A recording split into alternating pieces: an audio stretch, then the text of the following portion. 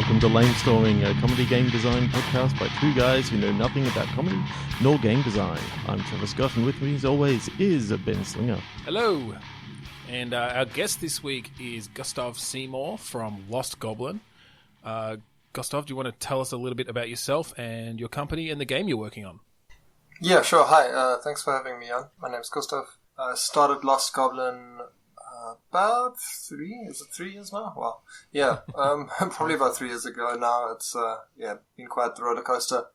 Indie studio, just a few people. We used to work together at Gameloft in Auckland and started making games in our own time and made a small game initially just to start a studio and see if we could work together.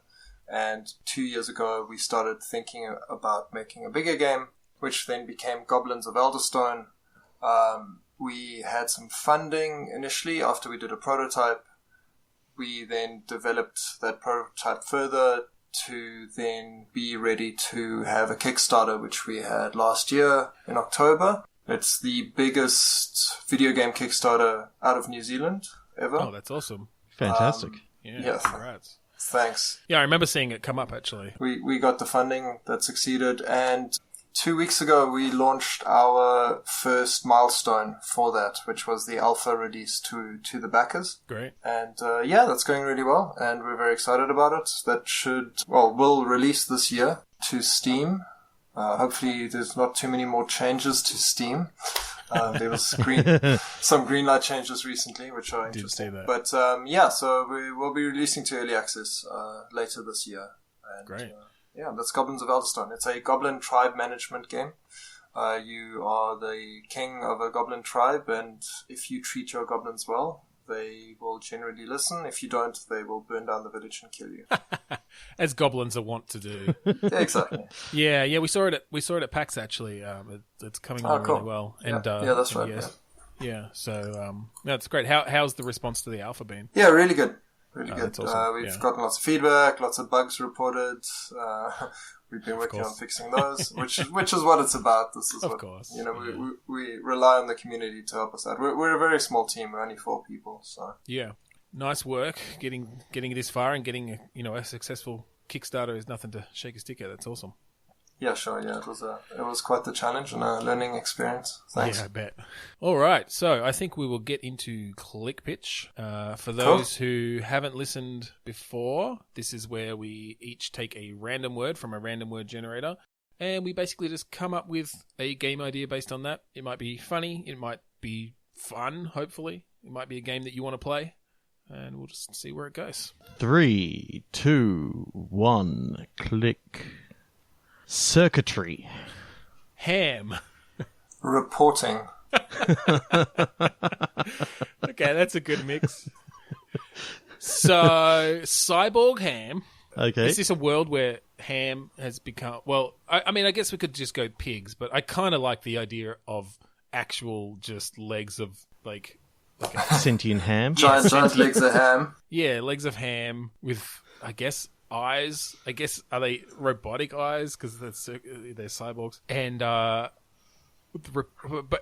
but then reporting makes me think that it's set in like an office somewhere. It's like an office simulator sort of, or maybe a stealth game where you're trying to steal reports from somewhere, but everyone's just in cubicles. There's just all these cyborg hams in cubicles. I watched Snowden recently, so maybe it could be some sort of secretive report leaking type thing. Oh, there you go. Something like Papers, Please, but you're trying to release these reports about something suspicious going on with the ham in the Hamiverse. Versus the automated factories of the hams. I don't know. They have to create themselves in some way, so there's some sort of factory going on that's creating these sentient hams. I'm just wondering if you're actually like a worker at this say factory. Your boss is a sentient ham, and are you not a ham? Are you an enslaved human? You are an enslaved human, and your job is basically to work out what's actually going on and create a report that you're going to basically whistleblow. Yeah, well, yeah, you're part of like a resistance. It's a little known fact. This is actually what the game Inside was about. They never showed you the sentient cyborg hams, but you were that's who you were escaping from. No, I like that idea. Yeah, because you could do some interesting things with basically you're working on like an assembly line, but which is creating more cyborg hams. So that gives you the opportunity to sabotage them, and that that lessens their ability to fight back or to their resources go down because they get faulty hams coming out. But you have to be careful not to get caught, and there could be some interesting things there. I'm even thinking the whole idea about at the end of each day, you sort of have a look at the clues that you found, because say on your break from creating these sentient hams, you sneak into the office and look through a filing cabinet to find some secret reports of their world domination plans or something like that. So you're trying to collate all the evidence. Well, it could even be that while you're doing your job on the assembly line, you've got like a hidden camera, so you can be looking around and trying to take pictures of things that are going on. And there can be scripted events and things like that ham over there is on a phone call and you can try to record it. But you also can't ignore your job, because if you screw up too many, then you fail. And there could even be that Papers, Please sort of thing where you don't get enough money to like survive to the next day or something. I think what you're saying now, in terms of mechanics, could be interesting with the circuitry being part of the mechanics as well. Sort of puzzle mechanics in each of your job positions within the factory to try and solve and find these clues. Well, that could be really cool. You've got a basic jigsaw puzzle at the start, and then you've got like a pipe dream puzzle later on, and then you can, get into sort of logic puzzles, some other sort of circuitry. Yeah. Yeah, that's cool. And maybe it's actually to build your like spy equipment, you have to steal things from some of the puzzles, but that means you can't, if you steal the wrong one, you can't complete it. So again, there's this sort of balance between actually doing your job well enough to not get caught, but sabotaging or stealing to build your own tools, or reporting and capturing what's going on in the factory at the same time will all, affect your job. But they're obviously your main goals. So, yeah, it's really cool. I kind of like it. And just the visual. Of sentient, like, smoked hams. Like, they're not even... yeah. They're all glazed and... Well, you could have different types. And maybe the bosses are all, like, bacon. Or the conspiracy is it's vegetarian ham trying to sneak onto the market. Yes. That's awesome. You get right to the top and it's like faking. That's the whole thing. That's what the final conspiracy is. They're the actual resistance. That's awesome. All right. 3, 2, 1. Click. Personnel. I've got moment. And I've got age. Okay. Moment and age have an interesting sort of thing. And mine was personnel. Yeah. So again, I'm personnel. I'm like picturing an office, another office job. Like you're staffing people. Okay, so your bosses are really, really old, and you're trying to work out a conspiracy. What if it was a sim game and you have to run a mortuary? Oh, yeah, okay, that's cool. So mortuary tycoon. Yeah. Theme mortuary. And the moments that you need to capture are the obituaries of people when they die, or that the family submits, and you get scored on your obituaries somehow. Well, and just the wakes themselves as well. Like you have to organize the wakes, and you've got to have bought good enough, high enough quality flowers, and that's it. Yeah, I got to create these beautiful moments, last moments for these people. Exactly. Yeah. I like that.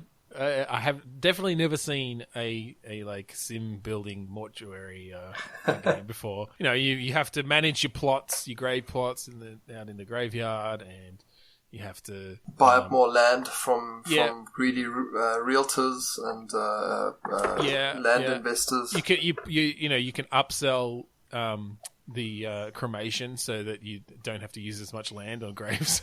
you can, like, if you want to go down the creepy sort of path, you can sort of sell up land, only move the headstones, and then you got a poltergeist situation happening. Oh yeah, we could bring some supernatural aspects into it, definitely. Like, there's the chance that if you really screw over a family and like take advantage of them, then the ghost of the person they were burying comes back and haunts you. I like that. Becomes a haunted graveyard. Yeah, it like screws up other people's wakes. Yeah, and business. People won't want to bury into a haunted graveyard. Well, some people might. Certain people. So did you ever see the TV show 6 Feet Under? Yeah. I was thinking so occasionally at the start of those episodes, they had like a very quick little vignette of just like the person dying. Yep. And like one I remember is like a factory worker stepping inside like this massive, almost like mincing bowl, and he actually got minced, and it was like, oh god, that was just bad. But you know, you could have just like a little scene playing out of a couple of people talking, and then something happens. Yeah, so that's like the scenario that you have to deal with today is this person's died in this specific way, and you have to somehow present their body. I like that. So if they've been minced, you have to like stuff them into a skin and like paint a face on it. No. So you really have to make sure you've got a good a makeup coroner, like the coroner who does the makeup or whatever. You got to very politely, in the really intricate dialogue trees, but you got to really politely say, "We think that you need a closed casket." Yeah. And they go, "No, we really want an open casket." No. Oh god! And I'm just picturing, that great isometric view, the wakes going on. You didn't manage to convince them of the closed casket, and so the mourners are just coming up to the coffin and like going like they instantly their mood just changes to disgusted, and they throw up, and you got to clean up. Yeah, that's it. And so you have to theme hospital style. Yeah, you have to have hired janitors and maintenance people, so like the music doesn't cut out halfway through because a ghost is in the machine. But what becomes harder in some of the later levels is that you've got multiple people that are being buried around the same time, so you've got to keep straight. Yeah, well, that's it. If you expand long enough, you get like multiple rooms for multiple wakes going on at the same time, for sure. So you as the funeral director or whatever has to run between all the different ones, fixing any little problems. Yeah, you got to sort of monitor them, and I love those sorts of games. That's really cool. Yeah. I was really huge into Theme Hospital back in the day, I can see that working here. Yeah, absolutely. Yeah, just that. I was thinking of that sort of graphical style as well, just the sort of totally comical, over the top animations and things. That's right. Yeah, the same way the sicknesses were personified in some sort of way. Yeah, definitely. That's awesome. Okay, cool. Let's go for another one. Next, 3, 2, 1, click. Redundancy. Upside. Self. So redundancy, self, and upside. Upside. Yep. I get why are we getting so many like office work job stuff. Yeah, themed words today. All right, let's take redundancy somewhere else. Maybe we can pull a game mechanic out of, if you've got doubles of something, you need to do something with redundant versions of it. It's pancakes. Talking about the upside to cloning. So you're cloning yourself, and then the old redundant versions of yourself. Nice. There we go. I just brought that all in. Yes, well done. So it's a point and click adventure. Maybe it's a. There's sort of some interesting philosophical ideas there. That's all that I feel like should be explored. Okay, yeah, we can probably do point and click adventure. I wasn't going that way myself, but I don't know what I was going for. Otherwise, we could go back to assembly line of clones, but I feel like we're not really. No, you'd want to tell a story here about the good side of self redundancy. That's it, Yeah, it could be a really good like hard sci-fi. Yeah, something like point and click or Was it? Yeah, It was point and click. Blade Runner. Oh, the old Blade the game Runner. Of Blade Runner. That was quite good. Yeah, Westwood. Something like that. The old Westwood Studios. Yeah, well, I mean, point and clicks are having a bit of a resurgence, right?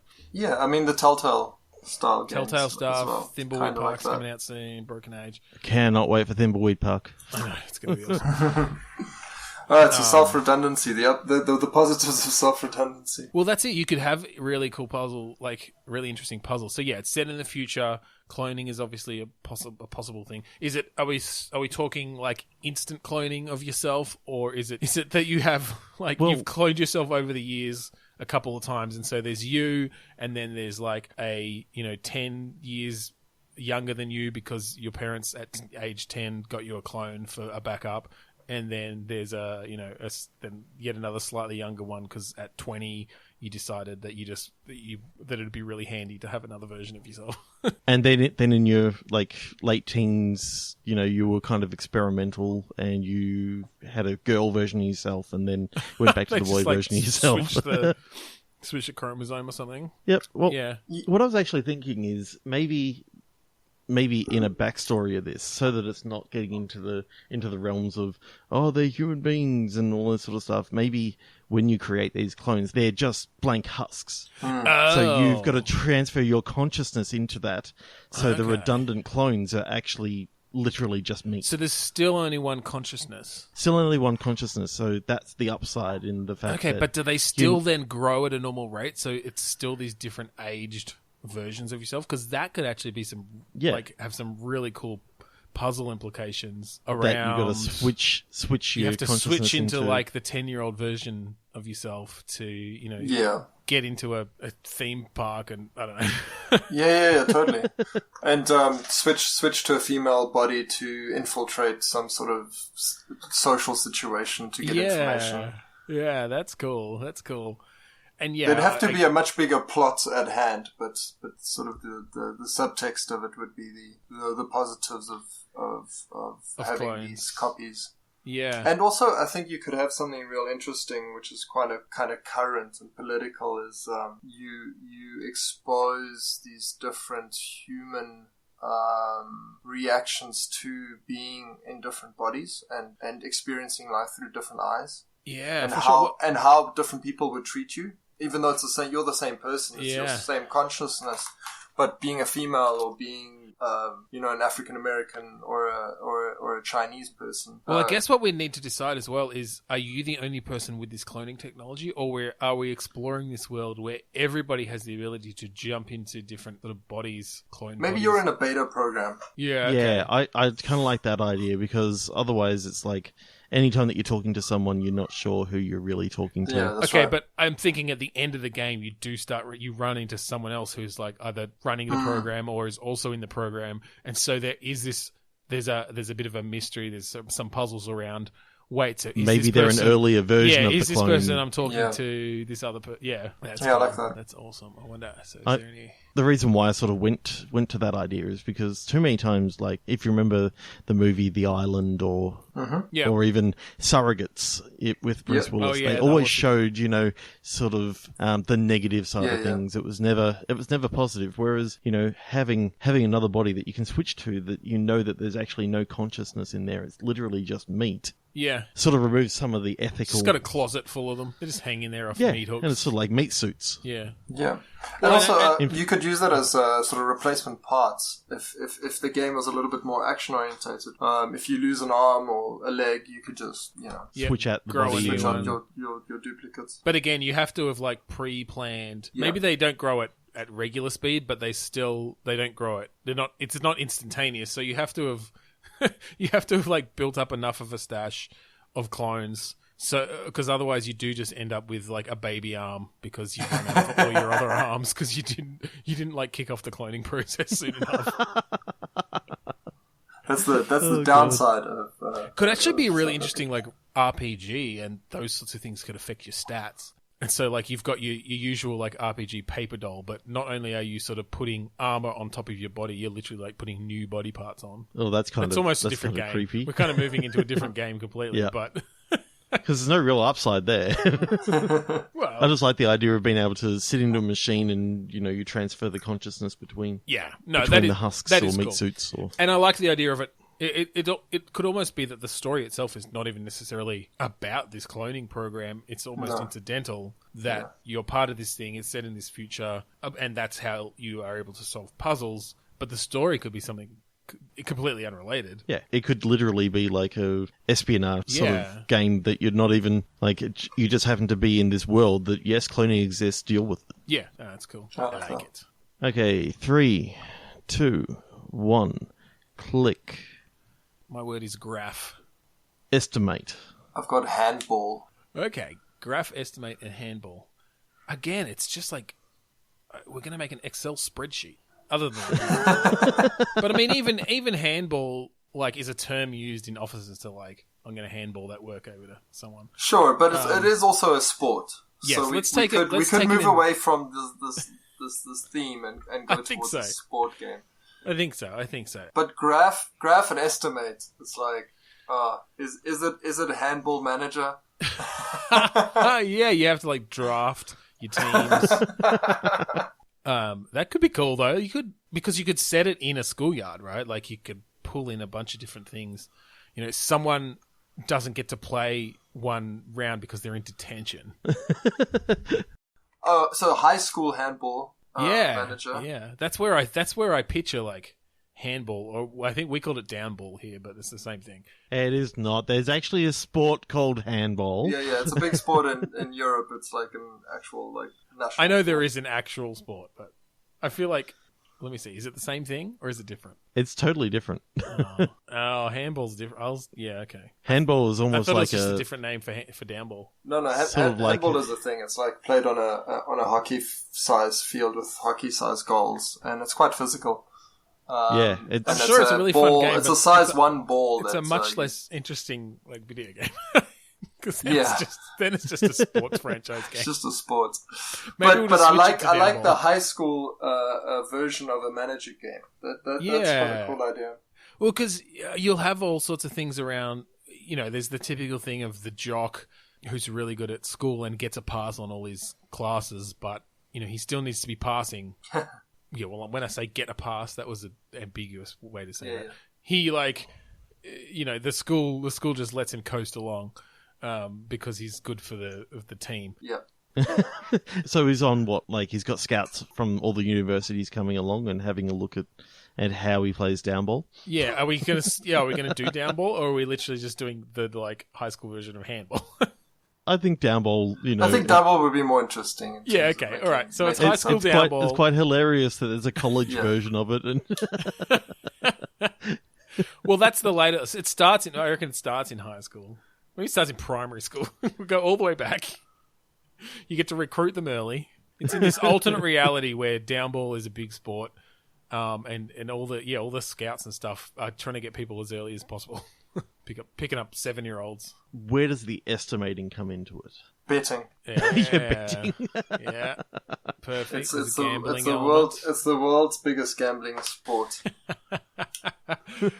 On all these kids, playing from like age 7 to 14 or something. Yeah, they have to retire at age 14. Oh, because it's an underground sort of downball league. Yeah. Yeah. It's like Thai kids kickboxing style, like underground, and people bet on this. Yeah. Awesome. You have to like bribe teachers to not rat you out. That's right. Let you use the gym after school. You got seedy men in overcoats that are just coming in and they're like taking bets from on the side and like scouting out the kids and yeah. You have to intimidate them so you get your cut. That could be good actually because you know I'm picturing you have to build up your team, right? And there's different stats for each person, and it can be accuracy, it can be power, but one of them is just like beefiness, like how big and intimidating they are because they're the muscle. They're your brute. They're your muscle. Yeah, to keep things in line with your bookies and anyone who gets a bit rowdy. And I always remember in downball one of the biggest assets was the person that could play literally like 2 centimeters above the ground, and just sort of whack the ball and at like such an angle that no one could return it, sort of thing. Then they'd be sitting up in the ace or king position or whatever it was. I don't even remember the fucking rules, man. But no, I love this idea though of like, you've got your different players with their different stats. Is there anything else? Is there anything else you need? You could play off a bunch of like high school kind of stuff. So sex appeal, and well, yeah, like the players are going through puberty, right? So some won't pitch up for game day sometimes, or they'll fall in love and. Or and get dumped and then be depressed. And you got to manage their voice gets squeaky, well. and that's there's right. a bit of I've been playing Darkest Dungeon, where like you characters all get stressed as you go through the exactly. the roguelike dungeon stuff. You got to manage their moods, and there's an event that happens which is just like puberty hits hard, and that's right. I think that would be more interesting for this compared to a normal management game. Yeah, is the teenage aspect of it, and playing up quite hard on these behavior issues that you're gonna have to deal with these kids, keeping them in line and trying to win games, but managing their teenage just growing up hormones. Yeah. Well, because you'd have some interesting things there as well, because if you get someone on your team who's really aggressive, like that could be a really good player. But it also means that off the court, or was the court, whatever. Off the court, they're going to get into fights and stuff, and that means they will get detention and they won't be able to play. So they'll be out more often, or they'll get they'll be injured. And then maybe you've even got to keep control of what their outside interests are, because like if they get into bands and that sort of stuff, maybe they spend too much time with the they lose interest with the band and start losing interest in the down ball. They're playing way too many video games. Not staying fit. You got to whip them back into line. Yeah, that's a very different game than I was originally envisioning. But I could definitely see how far they could actually go. This beautifully 3D rendered environment but you never get to actually play the game of downball. Yeah, no. You just watch them. Well, maybe. Well, I don't know, but the game itself could be a tactical. I'm picturing sort of a tactical strategy game where you've got to make decisions of, hit it high, hit it low, hit it fast, where to sort of aim for, and based on their accuracy, they'll manage that or not. And as part of that, because you are managing these hormones, there are relationships between the different players as well. Like Fire Emblem. Oh, I haven't played Fire Emblem, but yeah, so if someone, hits it really hard at someone else, and it whacks them and it injures them. Yeah, but they already had a bit of a rivalry going on, like that exacerbates that, and that would be pretty awesome. Actually, things too. Because I mean, cool. Yeah, a game on a grid like that, which is just that writes itself. Yeah, because in Fire Emblem, that's how it works. It's if you have two people fighting next to each other, they get a bonus, like a companion bonus or whatever. Right. And the more often you do that, they start building relationships between each other, and then they can become couples, and they can have kids who then become. So you could have that sort of thing where it's a multi-sex team. For sure. Relationships build up between different players, and rivalries, or they could break each other's heart, and then they hate each other, and then there's a negative to them playing on the same team at the same time, or being on the field at the same time. Yeah. You have to trade one out, because there could be a bonus if they're on opposite teams. Yeah, exactly. Because they want to there's a bonus to aggressiveness or something. Yeah, but it goes both ways, so it actually sort of cancels itself out. Well, yeah, but it'll depend on their stats as well, so yeah. Oh, that's cool. I like it. I think it's about time to go into the Eye of the Storm. You can check us out on Twitter. We are at Lamestorming. You can find us on Facebook, and we'd love it if you commented there or left a review. Facebook.com/lamestorming. Also, like our Facebook page. That would be that'd really be good. nice. And also follow us on Twitter. That would also be very nice. You can email us, podcast@lamestorming.com. You can find us on iTunes, rate us, review us, subscribe us. That'd be awesome. Yep. You can check out our website, lamestorming.com, for all your episode needs.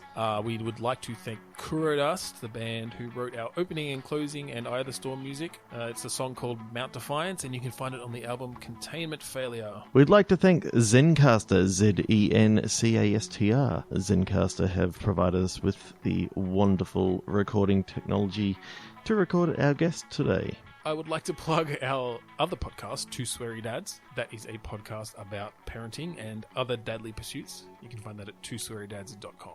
And Gustav, where can we find things out about Lost Goblin and Goblins of Elderstone? LostGoblin.com is our company website. GoblinsofElderstone.com is the game website. But most of the information that's useful is on the Kickstarter page, which is at Goblins of Elderstone. And we have daily updates on our Twitter at Lost Goblin, and then there's more information on there's a Twitch stream, there's a YouTube channel, there's a Facebook. All of that can be Googled, no problem. Great. All right. Let's pitch some more clicks. Yep. Let's click again. 3, 2, 1, click. Burst. Storing. Car. So... Someone's got like very just office-based stuff, like graphs, storing, redundancy, circuitry, personnel. Oh, whoops! I've got my word type set to office. To office. What about bursting stored cars? Okay. Okay. Because there's no way to get away from a car game unless we don't make the car but the objective of the game. So if you burst stored cars, so it's like a car, maybe it's like a parking garage or a pound. What do you call it? The scrapyard. Or the impound lot or something like that. They store cars there, and maybe instead of burst, you just destroy them. Blow them up. So burst in the way of like you burst a balloon, you blow up a balloon, and then you pop it. Maybe you have to find a way to make the car airtight, so you can just pump water or air into it until it literally bursts like a balloon. Well, maybe it could actually be a scrapyard, and you've got to come up with different ways of destroying these cars. It's a mod for BeamNG.drive. And, you can chuck the cars into a car compressor or whatever, and you see them pop. Yeah. So is it just a physics playground, or are there some game mechanics in here somewhere? I think there's got to be some game mechanics. Types of cars. Different liquids or things to fill the cars. Yeah. Yeah, you fill it with like molten glass. Helium. Helium, yeah. Nitrous oxide. Another spin you could have on it is a parking lot. That's bursting, as in metaphorically, it's getting filled up, and so it's more like a sort of management game again, where you again a management thing. Yeah. Okay. Right, Trevor's got something. Go. Maybe you're a valet parker. I am. Okay, and there's so many cars that you've got to like park all the cars sort of into this parking lot that is literally bursting at the seams. Yeah. And then the first guy comes back and says that he wants his car. So you got to sort of move all the cars around to try and get that one car out. But then in doing that, you box in some other car and it's all about... And then you match 3 of them that are the same colour and they all disappear. And then... But you could actually have, like, multiple people coming up at the same time. You got to sort of, as a valet parker, get the right car at the right time. Well, you can get to the point as well where you, like, hire other people, and so while you're moving one car, you can also, like, tell them to move it, to move that other car somewhere else. So you're sort of managing and having to actually do the physical act of driving. And obviously, you lose points if you run into anything, scratch the car. We use the Burnout Paradise engine, so it's like all really physically accurate. It may be the Burnout Paradise engine, but I imagine in the parking lot that it's just top down, so that you can actually see where all the cars are. Sort of, maybe you can switch, because then it turns into a puzzle game as to which one you want to move. First person would be too hard. Oh yeah, that would be very hard. Maybe you could then switch between like get over the shoulder and top down, maybe. Just to get a nicer view of your lovely parking lot that you've managed to fill. All your cars are perfectly straight. But maybe like your people that you hire on, if you want to get like more money, you hire someone that isn't quite as good. Oh yeah, that definitely. So that you don't have to pay them as much. But they lose keys, so they have stats as well. They lose keys. They park badly. They're like too close to a line. So when you try to park another car, you don't have enough space to actually get out. So you've got to come up with some way of parking the car a little bit out, opening the door, closing the door, and pushing it back without the handbrake on, sort of thing. Yeah, you could definitely come up with some creative strategies there. So are you thinking like it's literally you're controlling a person who's having to run around and So you have to literally run from car to car, get in. Yeah, and I'm thinking kind of like Overcooked even. You know, someone comes up and goes, I want this car now, and it's like they turned up at the start, you know, you can start parking the cars nice what and happens easily. as well, because if you have... You need to keep track of where you've put what car, because if there are multiple, like, you know, grey Honda Civics or something, and they just come up and say, yeah, mine was a grey... I mean, I guess usually they have tags and things for that, but maybe you have to do something to manage that yourself. It's not automatic. So what you could even have is button to press the the door unlock button, alarm. and you're like running through your car park, just hitting that, and you find out that it's the one because you've screwed right up, at the very back. You've screwed up your management system of figuring out which one's which. But if you're out of luck, it's like an old Beta that doesn't have like a remote alarm. So what I'm imagining, because you could have, you know, 2 or 3 people parking the cars, you've got only control over your one set of cars that you're putting in. Everyone else is sort of parking it all skew-if.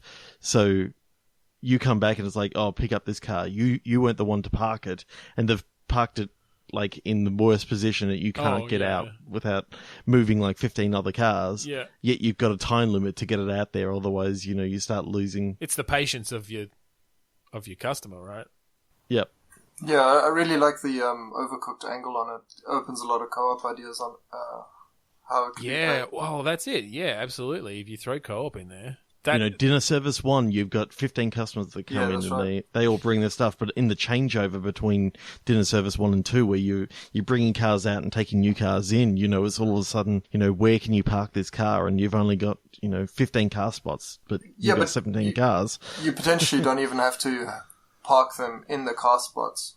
The same way you play Overcooked, sometimes you just throw the food onto the floor to sort of pass it on. You know, you could have an area that has space where it would be a good strategy to kind of just stack them. But if you get it, You've got ramps wrong, and things you can use. If you get it wrong, you're going to pull out the wrong car, you're going to get them scratched. Yeah. I like it. I could see quite a frantic. Do we even go to the ridiculous level that Overcooked did, where you've got these like super dynamic levels where like an earthquake happens in the middle of the level, and now you have to like if they're on the opposite side, then you have to go over a jump and hopefully not hit anything or lose it in the giant rift in the earth. I think that's very cool. That's awesome. Let us click. 3, 2, 1, click. All right, I got yellow. I got detective. Shorts. I'm immediately seeing a detective in yellow shorts. I know, that's what I was thinking. I was thinking, are the shorts yellow or is the detective yellow and like he's from The Simpsons or something? All right, Okay, I like yellow shorts detective. I like he's this like casual detective in yellow shorts. In Miami. Yeah, it's like a Miami detective. He just goes around in his yellow. They got to be short shorts as well. Yeah. 70s. It's the 70s. Yeah, it's Miami. Yeah. He's got hot. roller skates, Hawaiian shirt. Oh yeah, Hawaiian shirts. He's got a big bushy mustache.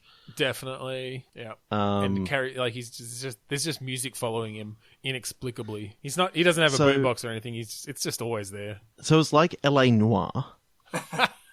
Yeah. You're going around, you're solving these different murders and that sort of stuff. You've got to go in and interrogate them. You've got the same sort of interface, except it's just implemented just that little bit better. You've got seduction options. And you don't have the uncanny valley like graphics. I'm not sure we can avoid that. I guess the mustache tech is probably a bit better than it was then. Yeah, that too. But his mustache blows. I don't know. in the Seeing wind. some of the actors that they got was just a little bit creepy because like I know that actor from somewhere and it doesn't.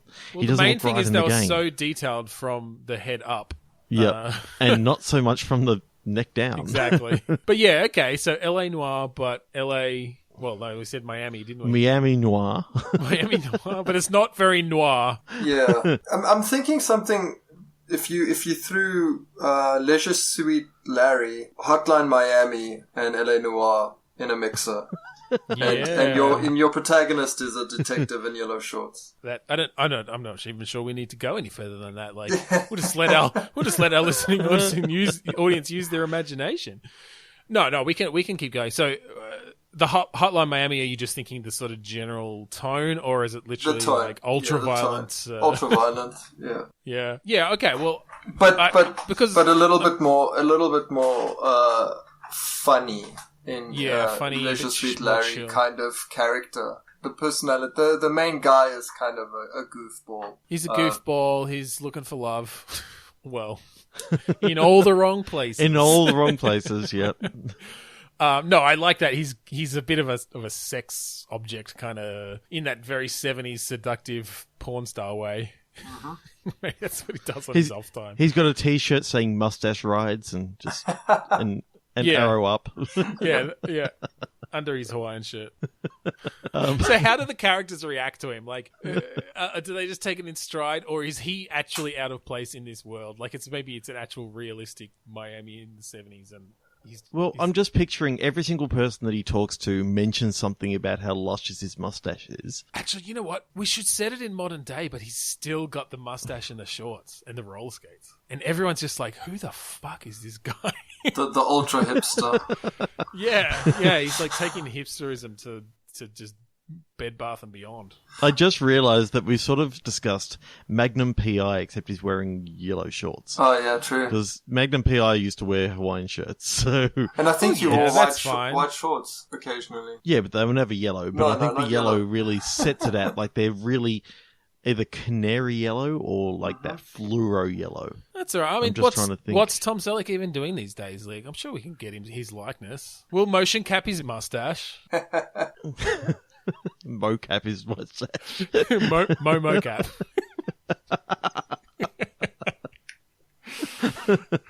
But so I'm really picturing, like, maybe in each murder that you're solving, you meet up with a girl in it. She's one of the witnesses that you talk to. You've got a chance to seduce her. You're also interviewing other witnesses, but the final act is you just going balls out, sort of shooting everyone, Hotline Miami style. Sure. And you still got the roller skates, so you just like zooming down, shooting in every direction, bam, bam, bam. Miami boardwalk, sort of like, sort of sliding through the crowd. Big shootout. Yeah, I love That'd be kind of awesome. I love it. What sort of car does he have? Yellow and short. I don't know anything about cars. A yellow Mini. Yeah, there you go. He's got a yellow Mini. So, is he a detective or is he like a private eye? Because I kind of like the idea of going down the Magnum PI, private investigator rather than the detective. So he's actually got to be on the lookout for the police because really he shouldn't be shooting up people. But he can't give up his completely conspicuous car. He loves it too much. I still like the idea of it actually being set in modern day, so he just stands out even more. He's like 40 years out of date in his fashion style and his personality. That's awesome. Does he only listen to disco? Sure. I don't know anything about 70s music. All right, one more and then we'll move on to our final segment. The final 3, 2, 1, click. Movie. Length. Imprisonment. Okay. Movie length. Imprisonment. So you're imprisoned. You're in prison watching the longest movie of all time. No, you're in prison for making the longest movie of all time. That should be a pirating movies. That should be a thing. Oh, for pirating movies. Okay. And so it's about the length of your imprisonment. Yeah, the length of your imprisonment depending on how many movies you happen to pirate in. So it's kind of like the introversion game Uplink, but it's all about pirating movies and games and TV shows. And you have to like set up your proxies and bounce your servers around and make sure that no one knows where your FTP is, because otherwise you'll go to prison. That seems a bit too easy. All right, movie imprisonment length. Maybe it's a game about prisoners making a movie. Or you need to make a movie in a prison. Yeah, you're a prisoner, and somehow you have to like gather all the tools you need to make a movie, and because you know that if you make this amazing movie, then you'll be up for parole. Or it's you're in a like third world prison with horrible like conditions, Oh. and you're trying to sneak out a movie about some sort of story, something more important, something bigger inside the prison, and you're trying to make this movie, and you know if it's going to be a good movie, and you can get it out there, it will. That's be very serious. Yeah, it'll be quite serious. That's very serious. I went more towards the Tropic Thunder idea, where you're in a third world prison and they're forcing you to make a movie. I like that a lot more.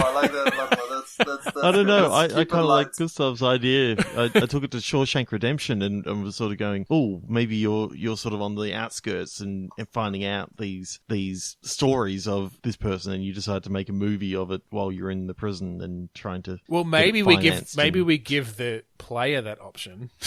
They can make a really serious document the horror that they're going through, or they can make it the funniest movie ever, and it like endears them to their captors and they get let go. Well, maybe the funniest movie ever is like the normal game, and the serious one is the DLC. So you've got that someone else can pay for later on. Yeah. So are you having to find... So do you have a script that you're trying to figure out how to make the sets, how to find the props, but you're doing this like you're going through this grueling routine where they like kick you out of your cell to go eat, and you have to along the way find, grab that mop because it'll be a good wig. Yep, that's it. The scene with the love interest. And you got to hide it all as well. You got to hide God. it all over, because if they find any of your stuff, they confiscate it. So you got to hide all your props. You got to find rehearsal time between all the shifts and things, and yard time and whatever. And like coordinate with your other prisoners. That's right. And between, like, get people to work together. Oh, and not again, fight, otherwise I they was get going to say you can chucked bring in the hole social or- dynamics, or just get shot on the spot. Great, we just lost our lead.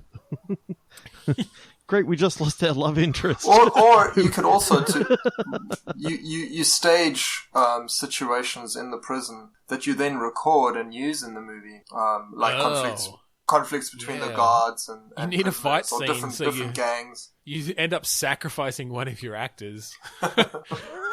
They pick a fight with the guards, and you'd film it all, and it was killed. But it makes for a really good, as long as you got a good shot, because if you waste the shot, then you have to do it again. Definitely. So there's a Pokemon there's a Pokemon Snap element to it. You're actually like holding the camera, but making sure you don't get seen at the same time. For some reason, I thought you were just going to stop at like there's a Pokemon like aspect to your actors that you collect them you all, throw out into battle. catch them all, man.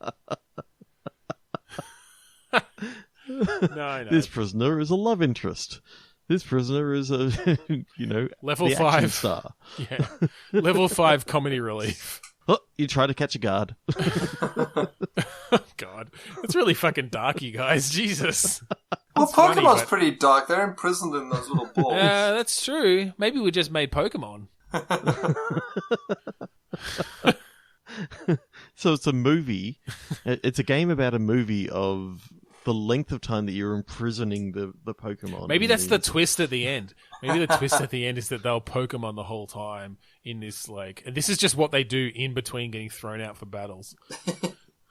And then dying in the yard is actually them just being released into the world to fight, and Yeah. they come back into the infirmary or something like that. And that's the movie that you're trying to get out to the world, is the realization of this reality. Of what's going on inside the Pokeball dimension. That's awesome. There's got to be a lot of room in that Pokeball dimension. Well, yeah, it's a pocket dimension in there. All right. Yeah, cool. I like all of that. That's cool. All right, so we've played a lot of Click Pitch. It was a lot of fun. We've got one more segment before we finish up. When we have a guest on, we like to take the name of the game that you're currently working on and come up with ideas for alternate games that could use that same title. So your game, The Goblins of Elderstone, is a goblin base building sort of simulation strategy game. We're going to throw that away. Yep. We're going to just think Goblins of Elderstone. Where do we go with that?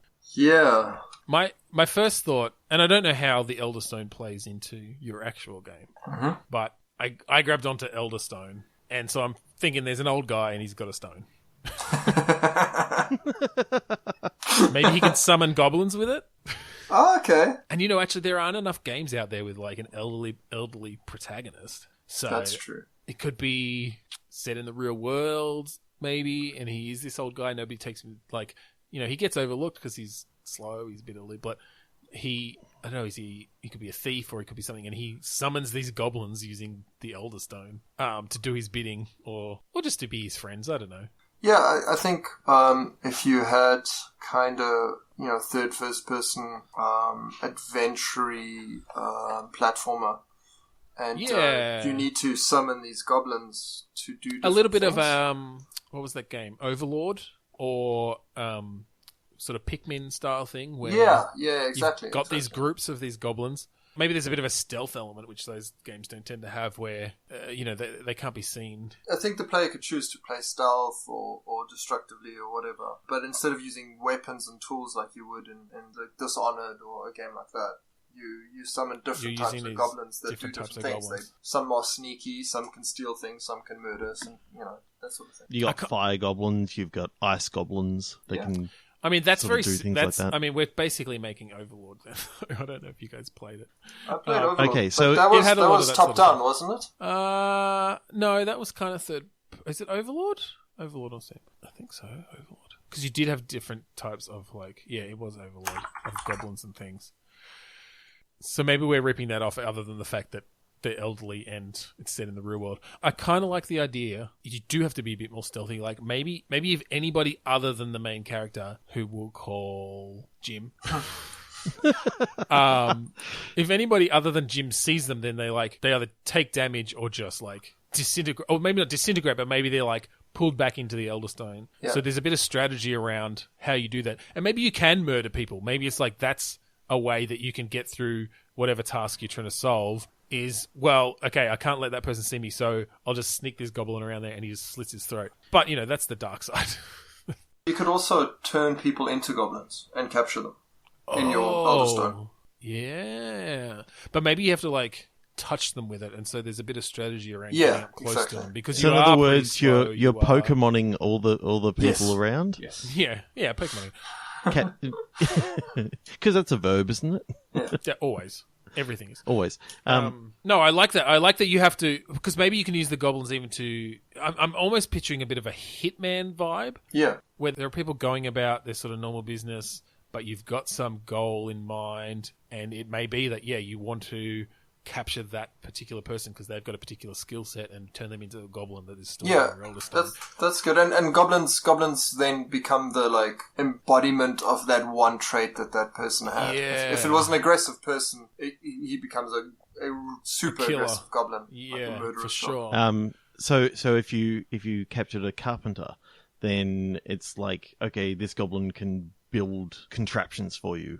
And if you captured it like a blacksmith, then he can build weapons for the other goblins. And so I wonder if you could bring in a bit of a Katamari Damacy element, just in the way of how the scale changes. So early on, you've got, maybe you only start with one or two goblins. And so you've got to be really strategic about how you capture new goblins with the skill sets that you want.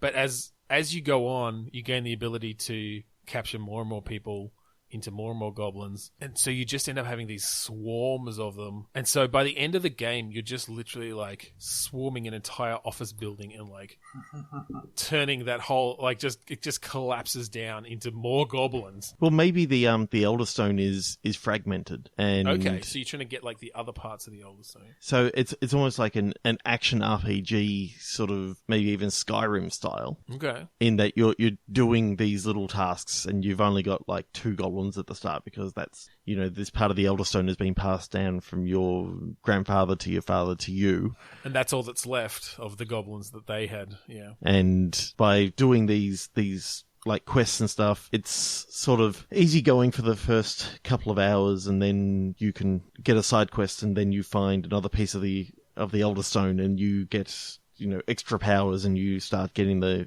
Pokemoning side of things that you get to a certain part. Because the reason why I've sort of gone to the Skyrim sort of things is because, Elder Scrolls, Elderstone, it immediately sort of stuck in my head of this big open world that you could explore. And you could definitely turn it into an open worldy sort of thing, because your goblins basically just become your level ups and stuff, right? So your character himself doesn't necessarily change all that much. He's still just this elderly, wizened old fragile guy. But you're able to, as you get more and more, protection goblins and attack goblins and magic goblins and builder goblins, and you turn into this person who's just controlling his army by the end of it. And the final showdown or whatever with the guy who's got the young stone, the other half of the other half of the Elderstone. Got the baby stone. He's got yellow shorts. And he's just got an army of babies. He's just got an army of babies and yellow shorts. Yeah. Definitely. And a Hawaiian shirt and an amazing mustache. Yeah, and you have a beard but no mustache. Oh, yeah. So they're mortal enemies. They're obvious enemies there. And then they kiss and their mustache and beard join together at the end of the game. Oh, that's so wrong. Okay. I really do There's like nothing wrong with two old guys making out. Trevor, come on. Yeah, but I'm picturing, Tom Selleck and mustache transfer. Sorry, mustache on beard. I don't know. Maybe that could be the whole arc, is that these people were like in love, but they were on opposite. It's like star-crossed lovers, and then they end up fighting each other, and then they're like locked in combat right at the end, face to face, and then they give in. It's lovely. It's just beautiful, and then they pull away, and they both have a mustache and a beard. Okay. Or maybe only one does, and the other then. one's clean shaven. You saved it. That's good, yeah. and they put their goblin armies together where they realise they've just Pokemon'd the entire world. Yeah, and that's it. Then they rule over this goblin planet. Kingdom. Cool. It's so not where awesome. I thought that was originally going to go. No, it never does. It never does, Trevor. That's the beauty. It's the beauty of random improvised game generators. design. Yeah. All right. Well, I think we might finish it up there, eh? Yep. Gustav, can you give us your information for Lost Goblin and Goblins of Elderstone again? Yeah, sure. So, Goblins of Elderstone, the Kickstarter page is still up. So there's a whole bunch of information out there people can check out. Goblins of Elderstone on Kickstarter. And then we have a website called, Lost Goblin, which is the company, and Goblins of Elderstone, which is the game. And Googling that, you'll find us on Facebook, Twitter, YouTube. I do a Twitch stream every Saturday morning. Oh, fantastic. So that's Saturday morning New Zealand time. But again, information is everywhere if you Google it. And people can still back. There's still late backer through Backer Kit. And the details are on the Kickstarter page. So people can check it out. Yep. And they'll also be on our website. We'll Awesome. we'll with put all those links up in the show notes. Great. All right. Thank you for joining us on Lamestorming today. I'm Trevor Scott. I'm Ben Slinger. And I'm Gustav Seymore. A yellow-shorted LA Noir style detective game with a motion-capped Mo. I'd play that.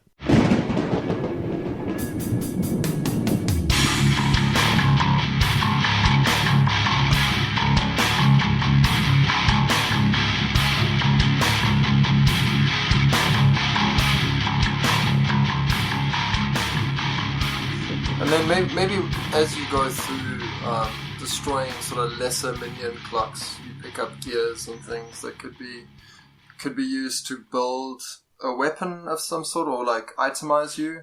So I could imagine like a sort of a clockwork steampunk style for the whole thing. That's really cool. Yeah, that's awesome. Like sort of slowly collecting fallen London steampunk clockwork. So kind of like Deus Ex, but steampunk.